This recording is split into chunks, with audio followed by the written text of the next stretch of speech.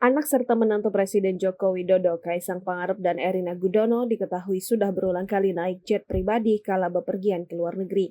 Terbaru, Kaisang dan Erina menggunakan pesawat pribadi untuk pergi ke California, Amerika Serikat. Jenis pesawat yang ditumpangi mereka adalah Gulfstream G650 dengan nomor N588SE.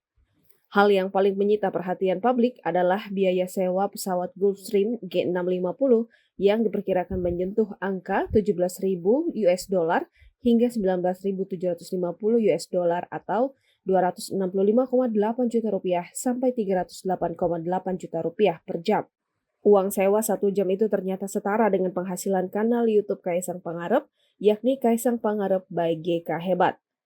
Dilansir dari situs Social Blade, kanal YouTube Kaisang Pangarep by GK Hebat meraup untung sekitar 1.800 US dollar hingga 29.500 US dollar